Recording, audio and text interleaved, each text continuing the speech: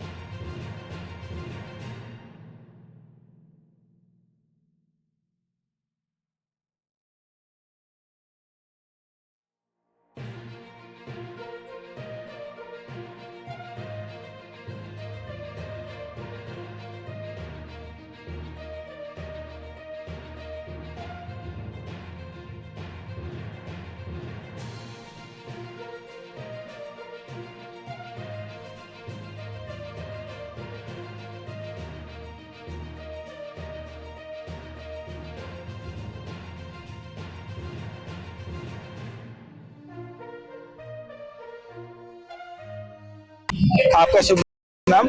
मेरा नाम नवीन जी, आप यहाँ पे दशरथ का रोल कर रहे हैं आप। हाँ जी। और जो हमारे कहें तो एक बहुत बड़ा एक आपका रोल है, बहुत बड़ा किरदार आज आप निभा रहे हैं, तो आपको कैसा लग रहा है? ये रोल निभाते हुए मुझे काफी खुशी महसूस हो रही है। वैसे तो मैं रामलीला जो है पिछले 14-15 वर्षों से कर रहा हूँ, लेकिन ये जो पात्र है ये मेरा बहुत दिल के करीब है और ये हमारे डायरेक्टर साहब ने मुझे ये तीसरे वर्ष ये चांस दिया कि मैं इस रोल को निभा सकूं। बहुत प्यारा राम जी का रोल, के पिताजी का रोल है, बहुत खुशी हो रही है। जैसे कि आपने पहले कहा कि आप 14 साल से कर रहे हैं, तो आपने कहाँ पर अपने आप को परफॉर्म किया? मैंने लगभग दिल्ली की सभी स्टेजों पे काम किया हुआ है। आशीष जी के साथ मैं पिछले 4 सालों से जुड़ा हुआ हूँ और मैं रावण का भी किरदार करता हूँ यहाँ पर। रावण के अलावा ये दशरथ मेरा रोल है। रोल मैंने 14 सालों में कई किए हैं, लेकिन अभी फिलहाल मैं कई वर्षों से दशरथ और रावण कर रहा हूँ। जैसे कि आप ये कर रहे हैं, एक बहुत बड़ा एक आपका लोग कार्य कर रहे हैं, एक धार्मिक कार्य है, जैसे कि हमारी संस्कृति है उसको आप बढ़ावा दे रहे हैं। जैसे हमारी युवा पीढ़ी है, उसके पास आज रामायण पढ़ने का समय नहीं है, तो व्हाट्सएप और फेसबुक वगैरह पे लगे रहते हैं, उनको यही नहीं पता कि रामायण है क्या चीज है। तो जैसे कि आप ये रामलीला के थ्रू एक चलचित्र के द्वारा एक संदेश दे रहे हैं, तो जो हमारी युवा पीढ़ी है उनको क्या निवेदन करना चाहेंगे? जैसे आप देख रहे हैं कि इतना भव्य आयोजन किया गया है, यहाँ पर बहुत तादाद के बीच मतलब बैठने के इंतजाम किए गए, सब कुछ किया गया, लेकिन फिर भी जो हमारी युवा पीढ़ी है उस तरफ आकर्षित नहीं होती, उसके लिए क्या संदेश देंगे? मैं युवा पीढ़ी को सिर्फ यही कहना चाहूंगा कि आप हमारी संस्कृति के बारे में जानिए। भगवान राम कौन थे, कौन माता सीता थी। अगर आप इनके बारे में जानेंगे तो आप अपने जीवन में जरूर आगे बढ़ेंगे और आपके आगे के मार्ग खुलेंगे। यही मेरा संदेश है कि अपनी संस्कृति के साथ जुड़े रहिए। भगवान श्री राम नहीं बल्कि जितने भी हमारी संस्कृति है, जो भी हमारे ग्रंथ है, उनके बारे में जानने का पूरा प्रयास कीजिए। अब तो गूगल है, सब कुछ है। अपने माता पिता से पूछिए, अपने गुरुजनों से पूछिए। व्हाट्सएप यूनिवर्सिटी पे अब जाना थोड़ा कम कीजिए। बहुत अच्छा है कि आपने बहुत अच्छा युवा पीढ़ी को संदेश दिया कि उनको अधिक से अधिक संख्या में आना चाहिए और अपनी संस्कृति के साथ जुड़ना चाहिए। अभी आपका कार्यक्रम का समय हो रहा है, हम फिर आपसे बात करेंगे। धन्यवाद।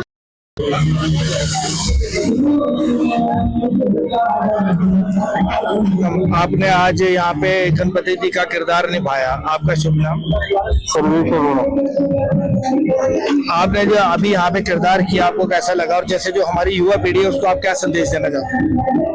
हमारी युवा पीढ़ी को यही संदेश देना चाहूंगा कि प्रभु के मार्ग पे चलने से आपके कष्ट हरेंगे, आपके बड़े बूढ़े खुश होंगे और आपके अंदर अच्छे संस्कार आएंगे। जैसे कि भी आपने गणपति महाराज का किरदार निभाया, आपको कैसे अंदर से कैसा महसूस होता है? बहुत अच्छा लगता है क्योंकि सर्वप्रथम गणपति बाबा को ही पूजा जाता है। कोई शुभ कार्य हो, कोई गृह प्रवेश हो, कोई शादी ब्याह हो, मुझे बहुत अच्छा लगता है कि ये रोल मुझे मिला और ये प्रभु की लीला के बगैर नहीं मिल सकता था।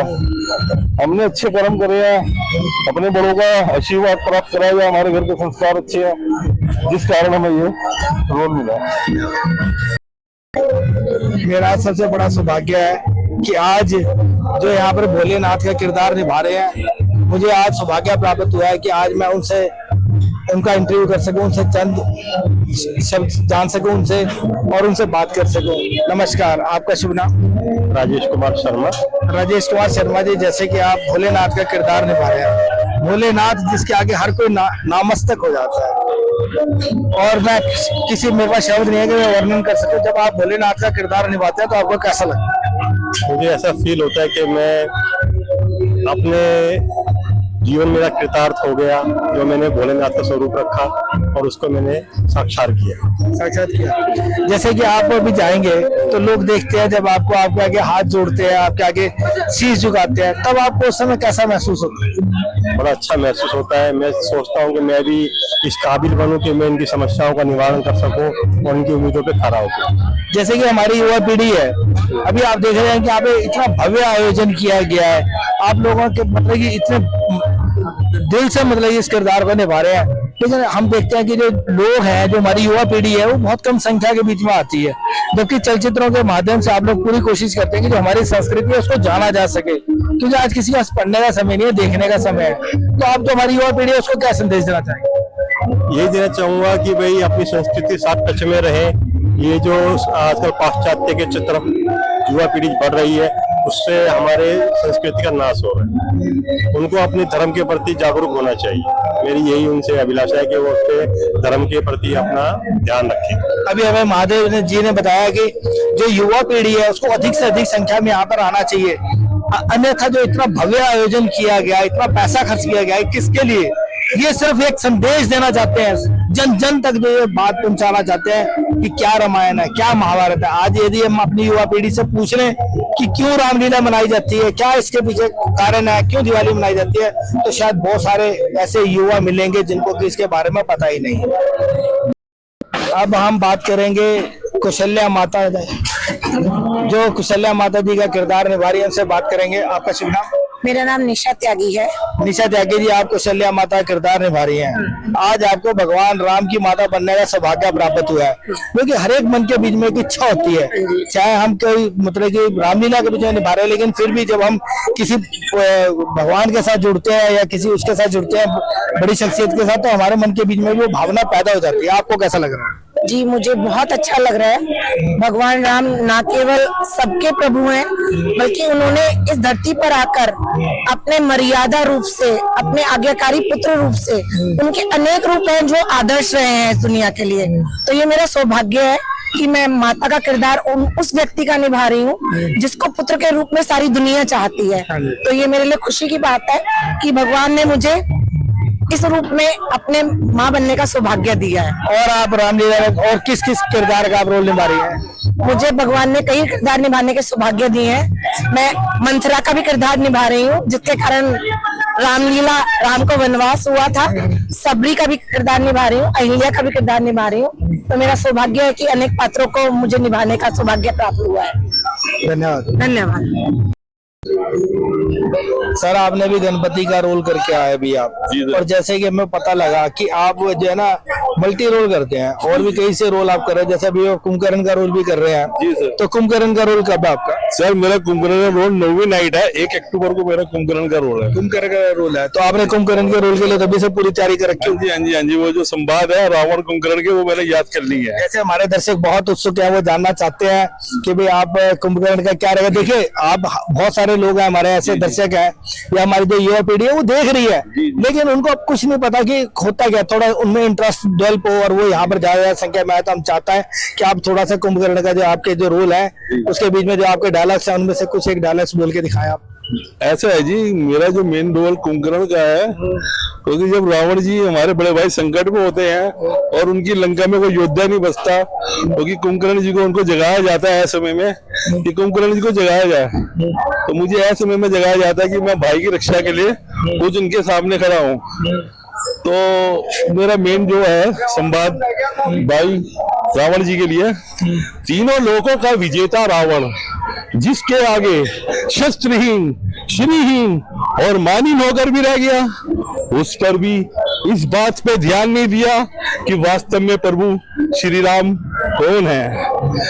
महाराज जी क्रोधित होते हैं। उसके बाद मेरा संवाद, महाराज आंखें बंद करने से सूर्य का प्रकाश लोप नहीं हो जाता। जो तीनों लोगों के स्वामी हैं, स्वयं श्रीमान नारायण हैं, उन्हें श्री राम कहना ही पड़ेगा। भैया शायद आप ये बात भूल गए कि राम से कई पीढ़ियां पहले श्वापु वंश के राजा ने आपको श्राप दिया था कि जब स्वयं श्रीमान नारायण उनके कुल में अवतार लेंगे तब उसी नर रूप में हमारे कुल का विनाश करेंगे। और नारद जी की बात भी भूल गए जो मुझे बताई थी कि भगवान विष्णु ने राक्षस कुल का विनाश करने के लिए अयोध्या नरेश दशरथ के यहाँ जन्म ले लिया है। और ब्रह्मा जी की भी बात भूल गए, फिर भी आप महारानी सीता का हरण कर रहे हैं, जो साक्षात लक्ष्मी का रूप है। जय श्री राम। बहुत अच्छा, आपने बहुत अच्छे ढंग से जो ये डायलॉग्स बोले, और लगता है कि ये जितना कि इसका भव्य आयोजन किया गया, तैयारी की गई है, और आप जैसे कलाकार जिस कार्यक्रम के बीच में उपस्थित हैं, ये बहुत भव्य रहने वाला है और बहुत अच्छा संदेश दिया आपने। धन्यवाद। जय श्री नीतू जी से बात करेंगे हम, जो कि ककेई का रोल अदा कर रही हैं। आपका राम की दूसरी मां बनने का सौभाग्य प्राप्त हुआ आपको, और आज आपका जो रोल है एक बहुत ही महत्वपूर्ण रोल है। जैसे कि अगर हम बात करें तो हमारी संस्कृति में ककेई के रोल को ऐसे देखा जाता है कि जैसे कि उन्होंने बहुत बड़ा अपराध किया हो। लेकिन जब ककेई ने वरदान मांगे थे तो सबसे पहले वनवास जाने से पहले रामचंद्र जी उनसे मिलने के लिए गए थे, और ककेई खुश हो रही थी और रामचंद्र भी खुश हो रहे थे। वो क्यों खुश हो रहे थे? क्योंकि ककेई ने रामचंद्र जी के कहने पर उनका एक बहुत बड़ा कार्य किया था। यदि वो राजपाट लेकर बैठ जाते तो जो 14 वर्ष वनवास के बीच में जो लीला की उन्होंने, जो असुरों का, राक्षसों का वध किया, उन्होंने अवतार लिया, हाँ, वो संपूर्ण नहीं होता, वो संपूर्ण नहीं होता। तो आप क्या कहना चाहिए? मैं सर कहना तो कुछ भी नहीं चाहूंगी। मेरा नाम नीतू है और मैं केकई का रोल अदा कर रही हूँ, और ये मेरे लिए बहुत ही सौभाग्य की बात है, क्योंकि जो केकई जी थी ना, वो राम जी से अनन्य प्रेम करती थी, जिसकी कोई सीमा नहीं है। लेकिन फिर भी उनका ये करना जरूरी था। अगर वो ये नहीं करते तो शायद रामायण की रचना अधूरी रह जाती, क्योंकि ये होना जरूरी था और ये उनको पहले से ही ज्ञान था। तो जैसे कि आप ककेई का रोल अदा कर रही हैं, आपको राम की माता बनने का सौभाग्य प्राप्त हो रहा है, ठीक है, और शायद राम सबसे ज्यादा प्यार करते थे उनके साथ, ककेई जी से। तो आपको जब ये आप किरदार निभा रही हैं तो आपके मन में किस प्रकार की भावनाएं उत्पन्न होती हैं, और आप क्या, जो हमारी युवा पीढ़ी है उसको क्या संदेश देना चाहते हैं? सर मेरे मन में, मैंने केकई का रोल मैं अदा तो कर रही हूँ, लेकिन मेरे मन में यही भावना है कि राम जब वनवास जाते ना, मेरी अंदर से आत्मा मुझे गवाही नहीं दे रही है। मैं वाकई में ही अंदर से ऐसा महसूस करती हूँ कि मैं अंदर से टूट गई हूँ। बाकी प्रभु की इच्छा है। जय श्री राम। अब देखते हैं मैं आगे कैसा रोल करती हूँ, ये प्रभु के ऊपर है। अभी आप ककेई का रोल कर रही हैं, इस रामलीला में कोई आप किसी और पात्र का भी अभिनय कर रही हैं या सिर्फ ककेई का ही है? मैं सर मंदोदरी, हाँ जी, उनका भी रोल कर रही हैं आप? हाँ जी। धन्यवाद। सर नमस्कार। सर आज यहाँ पर रामलीला हो रही है, जो कि एक कहे तो सनातन धर्म का सबसे बड़ा पर्व है आज, जो आज शुरू हुआ है और 9 दिन तक चलेगा। कैसा लग रहा है? बहुत अच्छा लग रहा है, यहाँ आनंद आ रहा है यहाँ पे। और इस प्रकार के कार्यक्रम आपको लगता है कि होते रहने चाहिए? ऐसे कार्यक्रम होते रहे कि यहाँ पे दिल्ली के अंदर, ताकि जो हमारी युवा पीढ़ी है उसको जो है पता लग सके कि हमारे संस्कार क्या है, और बच्चों को नॉलेज ज्यादा चाहिए, विचार करेंगे, विचार होना चाहिए बच्चों के लिए। सर आपका शुभ नाम? कुंवर विक्रम सिंह मेरा नाम है, आर्मी एक्स आर्मी ऑफिसर हूँ मैं।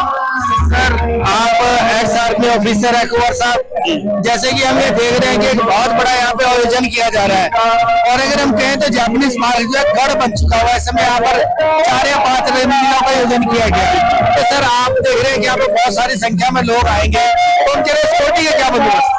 देखिए हम लोग 28 साल से मैं इसी रामलीला से जुड़ा हुआ हूँ, ट्रस्टी भी हूँ मैं, और सिक्योरिटी का सारा काम मैं ही देखता हूँ। तो हमारे पास जो सिक्योरिटी के गैजेट्स हैं, डीएफएमडी होता है, एफएमएमडी होते हैं, वो सारे हैं।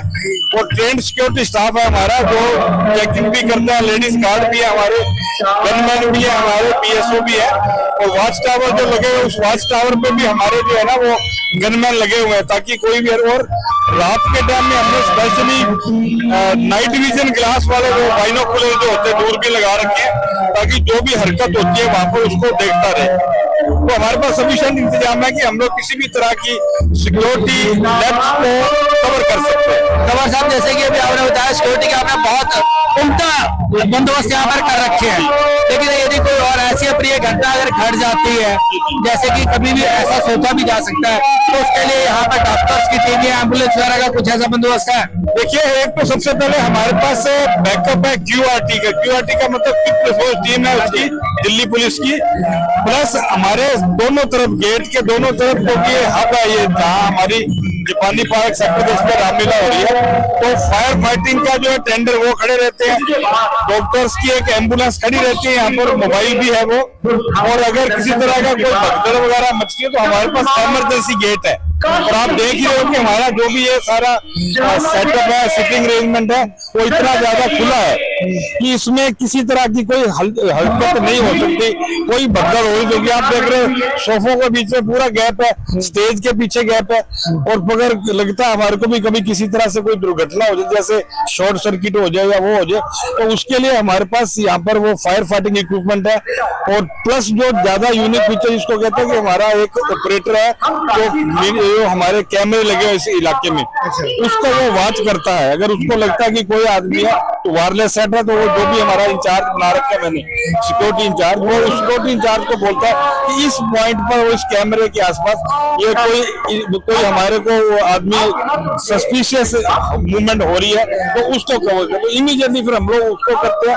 प्लस दिल्ली पुलिस की जो क्यूआरटी टीम है, उसको भी हम लोग ये बोलते हैं कि आप जाके उस पॉइंट पे आप जाके कवर अप करो आप। धन्यवाद सर। आपने यदि कोई, वैसे तो कोई यहाँ पर ऐसा कोई लग ही नहीं रहा, ऐसा कोई चांस ही नहीं है कि जैसे कि आपके द्वारा यहाँ पर इंतजाम किए गए कि अप्रिय घटना घटे, लेकिन उसके बाद भी अगर कुछ ऐसा हो जाता है तो उसके लिए आपके पास एक बहुत बड़ा इंतजाम है, बहुत बड़ा बैकअप है, पुलिस की तरफ से भी, प्रशासन की तरफ से भी, और आपकी जो खुद की टीम है, आपकी टीम के द्वारा, उसके द्वारा। धन्यवाद सर।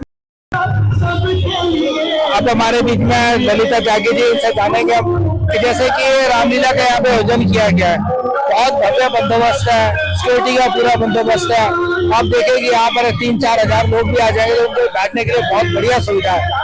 और ये जो आयोजन किए जाते हैं, इनका मेन मकसद एक ही है, क्योंकि आज जो हमारी युवा पीढ़ी है उसके पास पढ़ने के लिए समय नहीं है। अगर हम किसी से पूछे तो उसको ये नहीं पता रामायण क्या है, महाभारत क्या है, गीता क्या है। पहले कुछ लोग ऐसे डायरेक्टर थे जो कि इस प्रकार के पिक्चरें बनाते थे या सीरियल बनाते थे, जब महाभारत बना था, रामायण बना था, तो लोग उसको बड़े इंटरेस्ट से देखते थे। लेकिन अब जो हमारी चीजें जो आ रही है, अभी जो नई जनरेशन है, उसको ये सब देखने का सौभाग्य प्राप्त नहीं हो रहा, तो उनको ये जो रामलीला जैसे फंक्शन होते हैं, तो इन्हीं से उनको ज्ञान प्राप्त हो सकता है। लेकिन आपने देखा होगा ललिता जी की बड़ी कम संख्या के बीच में जो लोग यहाँ पर आते हैं, तो क्या संदेश देना चाहेंगे? मैं संदेश ये देना चाहूंगी कि आज की जो युवा पीढ़ी है वो अपने संस्कारों से भटक चुकी है। आज बहनों को, माताओं को बहुत आवश्यकता है अपने बच्चों को संस्कार देने की। पहले ये जो रामलीलाएं, बड़े बड़े आयोजन होते हैं, ये एक टारगेट किया जाता है कि भाई भीड़ आएगी, भीड़ सिर्फ घूम के झूला वगैरह झूल के चली जाती है। लेकिन जो असली रासलीला जो होती है या रामायण का जो कृत्य दिखाया जाता है, जिसे दर्शक देखते थे, वो हमने गांव में देखा था। हम छोटे छोटे हुआ करते थे और गांव की नुक्कड़ उसमें हुआ करती थी, हर सर्दियों में हुआ करती थी। हम बोरी लेके जाया करते थे और सर्दियों में अपना कंबल ओढ़ के बैठते थे जगह घेर के, तो वो उसमें रोना आता था। मतलब देख के वहाँ पे ऐसे होते थे, एक एक चीज सीखने के लिए मिलती थी। लेकिन आज सिर्फ हम फोटो खींच के अब चले जाते हैं, सिर्फ इतना ही मकसद है, पीढ़ी कुछ नहीं सीख पा रही है। जो वाकई आवश्यकता है संस्कारों की, वो गुरुकुल में और जो हमारे विश्वविद्यालय हैं उनमें सब में रामायण के पाठ पढ़ाए जाने चाहिए, शस्त्रों का ज्ञान दिया जाना चाहिए, क्योंकि शास्त्र का ज्ञान कहीं नहीं दिया जा रहा चाहिए। मदरसों में सारी पढ़ाई हो रही है, लेकिन हमारे यहाँ तो कोई शिक्षा नहीं हो रही। मैं ये कहना चाहती हूँ कि रामलीलाओं के माध्यम से जो भी ये रामलीलाएं होती हैं, वहाँ से आह्वान किया जाए पूरी पब्लिक को कि भाई आप स्कूलों में, विश्वविद्यालयों में अपनी रामायण गीता को न भूलें, उसके भी संस्कार वहाँ पे दिए जाए। अभी जैसे कि हमें ललिता जी ने एक बहुत अच्छी बात बताई कि जो हमारे स्कूल कॉलेजेस हैं उनके बीच में बिल्कुल भी धर्म की शिक्षा नहीं दी जा रही है। मैं डीएवी स्कूल से पास आउट हूँ, तो वहाँ पर धर्म शिक्षा एक बुक होती थी जिसके जब बताया जाता था। आज जो संस्कृत भाषा है, हमारे जितने ग्रंथ हैं वो सारे संस्कृत के बीच में लिखे हुए हैं। यहाँ की हमारे घर के बीच में जब कोई पंडित अगर हवन करने के लिए भी आता है तो जो वो मंत्र उच्चारण करता है वो भी संस्कृत में है, लेकिन हमारे में से कितने लोग जानते हैं उस मंत्र का अर्थ? कोई उसका मंत्र का अर्थ नहीं जानता, कारण क्योंकि हमें संस्कृत भाषा नहीं आती है। तो जैसे ललिता जी ने कहा कि हर स्कूल के बीच में धर्म की शिक्षा देनी चाहिए, संस्कृत भाषा जो है वो अनिवार्य करनी चाहिए, ताकि हम अपने ग्रंथों को पढ़ सके, उनके बारे में हम समझ सके, ताकि हमारी युवा पीढ़ी को पता लगे कि हमारी संस्कृति क्या है, हमारे संस्कार क्या है। और जैसे कि ललिता जी ने कहा कि माँ बाप को चाहिए कि अपने बच्चों को जब यहाँ लेके आते हैं तो केवल झूले झुला कर ना ले जाए, सेल्फी खींच कर ना ले जाए, यहाँ पर उनको बिठाएं, उनको दिखाएं ये कलाकार इतनी मेहनत कर रहे हैं, इनकी मेहनत का जो इनको मुआवजा आप देना चाहे कुछ, तो वो यही है कि इनकी कला को आप देखें, इससे कुछ सीखें, ताकि आपके जीवन में परिवर्तन आए। सर नमस्कार। सर आपके द्वारा एक बहुत ही भव्य यहाँ पर रामलीला का आयोजन किया गया, जिसकी बहुत ज्यादा आवश्यकता है। अभी जैसे हम बात कर रहे थे, हमने जो अपना गणेश जी का किरदार निभा रहे हैं उनसे बात की, जो कैकेयी का किरदार निभा रही है उनसे बात की, कौशल्या माता किरदार निभा रही है उनसे बात की, जो दशरथ जी का किरदार निभा रहे हैं उनसे बात की। तो उन सबका कहना है कि आज एक बहुत बड़ी जरूरत है सर, और आपने इतना बड़ा प्लेटफॉर्म दिया इन लोगों को कि यहाँ पर आकर अपनी जो कला है उसका ये प्रदर्शन कर रहे हैं। और जो हमारी युवा पीढ़ी है जो कि हमारे संस्कारों से भटक रही है, आज आप देख रहे हैं कि कितनी संख्या के बीच में यहाँ पर युवा बच्चे बैठे हुए हैं, आके रामलीला को देख रहे हैं, जिससे कि उनको पता लगेगा कि हमारा धर्म क्या है, हमारी संस्कृति क्या है। सर इतना भव्य आयोजन जो किया आपने, इसके विषय में क्या कहेंगे? रोहिणी धार्मिक सभा जो है 27वां ये रामलीला का आयोजन कर रही है, और 27 वर्षों से लगातार ये आयोजन चल रहा है, और पूरे क्षेत्र के अंदर ये सबसे पुरानी रामलीला है। और इसमें बहुत ही भव्य आयोजन यहाँ पे किया जा रहा है, जिसमें कि बहुत सारे इवेंट्स यहाँ पर हम कर रहे हैं, बच्चों के लिए भी है और झूले भी हैं, स्वादिष्ट व्यंजन भी हैं, और कई तरह के इवेंट्स हमें खेल की भी प्रतियोगिता यहाँ पर हम रखी हुई है हमने।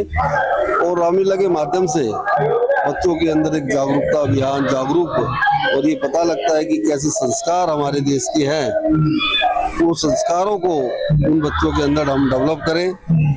इसी के साथ जो है ना हम ये रामलीला का आयोजन कर रहे हैं, और देश के अंदर बच्चों के अंदर बहुत ही संस्कार इस रामलीला के माध्यम से आ रहे हैं। सर जैसे कि हमारे चैनल के माध्यम से आपको देश में नहीं विदेशों में भी लोग देख रहे हैं, तो आप जो हमारी युवा पीढ़ी है, जिसका मतलब ये हम कहें कि रुझान थोड़ा कम होता जा रहा है, उसको क्या संदेश देना चाहेंगे? नहीं, रुझान कम नहीं हो रहा, जागरूकता आ रही है बच्चों में, और बच्चे अब मोबाइल छोड़ के, अब देखो आप कितनी संख्या में यहाँ पे बच्चे ज्यादा बैठे हुए हैं, महिलाएं ज्यादा बैठी हुई है, तो ये संस्कार जो है धीरे धीरे लोगों में बढ़ रहे हैं, और भगवान के प्रति, भगवान श्री राम के प्रति सभी के अंदर आपने देखा रामलीला का अयोध्या में मंदिर बना, और सब बहुत सारे काम जो है हिंदुस्तान के अंदर हो रहे हैं, और जागरूकता बच्चों में आ रही है। अभी हमारे साथ युवा नहीं बहुत युवा पीढ़ी गौतम टंडन, जिन्होंने की है, जो आप देख रहे हैं, जो इतना भव्य आयोजन किया गया है रामलीला का, इसका सारा कारोबार यही देख रहे हैं, यही संभाल रहे हैं। आप देख सकते हैं कि कितनी छोटी उम्र है, कितनी छोटी उम्र के बीच में ये अपने देश, अपनी संस्कृति को बढ़ावा देने के लिए कितना कठिन परिश्रम कर रहे हैं। गौतम जी कैसे हैं बेटा आप? सर हेलो सभी जो मेरे देख रहे हैं भाई, बड़ी बड़ी बहनें, सबको जय श्री राम। सर बहुत बढ़िया हूँ, आप सुनाओ कि आप कैसे हो? जैसे कि आपने देखा कि ये इतना भव्य आयोजन किया गया रामलीला का, तो इस आयोजन के बीच में जो हमारी युवा पीढ़ी है, जो आपकी उम्र के हैं, जो कि अक्सर हम देखते हैं कि जिनको जितनी संख्या में आना चाहिए, आप देखोगे अभी इतना भव्य आयोजन होने के बाद भी पीछे जो है कुर्सियां खाली हैं।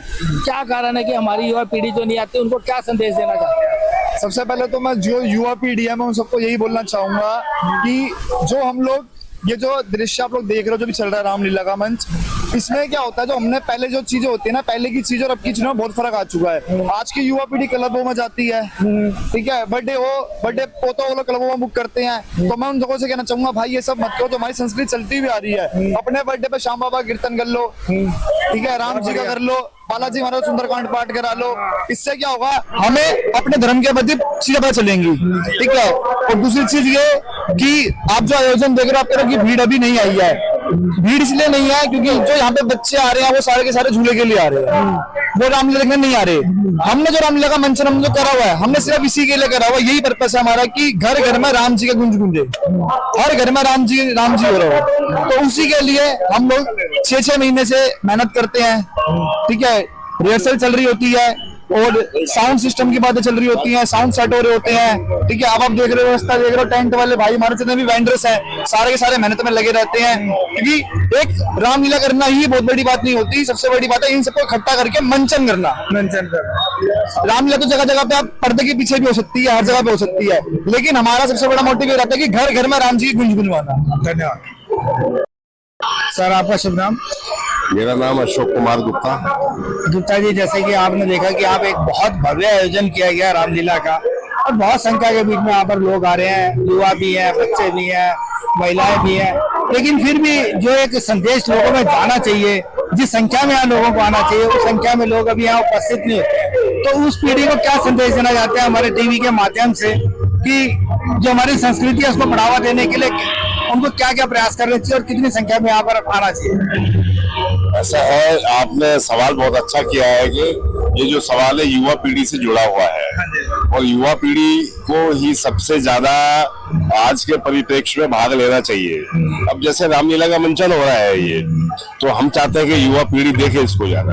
हम लोगों ने सब कुछ देखा है, हम देखे ना देखे कोई बात नहीं, लेकिन अब हम अपने बच्चों को, पोते पोतियों को भी दिखाना चाहते हैं। लेकिन अंतर ये आया है कि पहले और आज में समय का अंतर है। आज की युवा पीढ़ी जो है थोड़ा सा सुबह से शाम तक बिजी रहती है, और हम ये चाहते हैं कि वो भी 6 बजे 8 बजे यहाँ पर रामलीला देखे आए, लेकिन उसका जो काम धंधे से फ्री होती है 8 बजे के बाद 9 बजे के बाद हो, तो इसलिए रामलीला का मंचन थोड़ा सा देर से शुरू होता है और भीड़ भी देर से शुरू होती है। अब आप देखो ये जो भीड़ बैठी है ना, ये अभी आधे 1 घंटे में इकट्ठी हुई है, ये पहले नहीं थी भीड़ ये। लेकिन हमें भी पता है कि हमें जो इनको देना चाहते हैं, इनको जब भी आए तभी दे तो अच्छा है। केवल खाली सीटें दिखा के रामलीला का मंचन करे वो भी ठीक नहीं, वो भी अच्छा नहीं लगता। जब सामने देखने वाले, सुनने वाले होंगे तो वो कुछ सामने देखेंगे, समझेंगे, तो संस्कृति के बारे में जब भी तो जानेंगे वो। अब आज जैसे रामलीला का मंचन हो रहा है, मंच के ऊपर तो श्रवण कुमार के ऊपर आज का मंचन शुरू हुआ है ये। तो अब श्रवण कुमार के बारे में बता रहे हैं, उसके माता पिता के बारे में बता रहे हैं। कुछ बच्चों को तो पता ही नहीं श्रवण कुमार जी थे कौन, पता नहीं है ना। तो मंचन के माध्यम से हमारी संस्कृति जो है आगे बढ़ रही है और बढ़ेगी। और इस बार तो रामलीला का मंचन ही अद्भुत है, पहले और आज में बड़ा अंतर है। जब से अयोध्या में राम लला की स्थापना हुई है, प्राण प्रतिष्ठा हुई है, उसके बाद तो पूरा देश और पूरी दिल्ली राम में हो गई है। धन्यवाद सर। सर नमस्कार। नमस्कार। प्रवीण जी, जैसे कि आप धार्मिक कार्यक्रम कराते रहते हैं, धर्म में बड़ी आस्था आपकी, और आज जो ये शरद नवरात्रे है, आज दूसरा नवरात्र है और यहाँ पर रामलीला का आयोजन किया गया है। जी। पूरा साल जो है लोग इंतजार करते हैं, नवरात्रे आएंगे, रामलीला आएगी, रामलीला देखते हैं। और आप ये देखिए कलाकार ये जो कई महीनों से लगे हुए मेहनत कर रहे हैं अपना किरदार निभाने के लिए, और जो हमारी युवा पीढ़ी है उनके बीच में एक भावना जागृत करना चाहते हैं कि हमारी संस्कृति क्या है। इस माध्यम से सर क्या कहेंगे? देखिए, मैं आपके सभी दर्शकों को पहली बार तो नमस्कार करता हूँ। जय माता दी। नवरात्रि के उपलक्ष्य में सभी व्यूअर्स के लिए बहुत बहुत नमस्कार। ये जो रामलीला होती है, हर साल रामलीला होती है, तो मैं एक मैसेज देना चाहूँगा अपने हम उम्र के लिए कि बच्चों को इस रामलीला में जरूर लेकर आए, ताकि वो जान पाए कि हमारी संस्कृति क्या है। आजकल बच्चे मोबाइल के इतने चहेते हो गए हैं कि वो ये हमारी पुरानी जो चीजें हैं उनको जानना नहीं चाहते। आज जो विज्ञान है वो सब हमें यहीं से मिला है। आज हम देख पा रहे हैं हवाई जहाज उड़ रहा है, लेकिन अगर हम रामलीला देखें तो हम जानेंगे कि उस समय भी जब रावण ने माता सीता का हरण किया था तो वो पवन के माध्यम से लेकर गया था, यानी कि साइंस वही है, उसका एक मॉडिफिकेशन कर दिया गया है। तो बच्चे जब ये जानेंगे तो उन्हें समझ आएगा, वो रिलेट कर पाएंगे, वो अपने माता पिता की सेवा के प्रति भाव लेंगे। तो देश के लिए एक बहुत अच्छा मैसेज है ये रामलीला, और ये मंच और इन मंच के संचालकों का बहुत बहुत आभार व्यक्त करना चाहिए, क्योंकि वही एक ऐसा माध्यम लेकर आए हैं इस भीड़ बड़ी इतनी जिंदगी के अंदर जिसमें इतनी भीड़ चाल सी चल रही है, उसमें से वो समय निकाल के लोगों के लिए ऐसा मंच देते हैं। तो रामलीला होना और लोगों का इस तरीके से आना जुड़ना ये बहुत अच्छा एक मैसेज है और इसमें जुड़ना चाहिए, यही मैं कहना चाहूँगा। अभी हमें प्रवीण अग्रवाल जी ने बताया कि टेक्नोलॉजी बदली है, उस समय भी जहाज थे और अब भी जहाज है, और जो माता पिता है उनका एक फर्ज बनता है कि वो अपनी जो युवा पीढ़ी है, अपने बच्चे हैं, उनको यहाँ लेकर आए, उनको ये रामलीला दिखाए, ताकि उनके बीच में भी जो हमारे संस्कार है वो बढ़ सके, बैल पूछ के उनको भी पता चले कि रामायण क्या थी, महाभारत क्या थी, कैसे उसका आयोजन किया गया। यहाँ पे जो कलाकार आए, आप देखें कलाकार कितनी मेहनत कर रहे हैं, 5-5, 6-6 महीने हो गए उनको कि जो उन्होंने किरदार निभाना उसके लिए मेहनत करते हुए। अपने सहयोगी कैमरामैन विमल चौहान के साथ हरिंदर कौशल, कैप्टन स्पार्क, कोई नहीं, दिल्ली।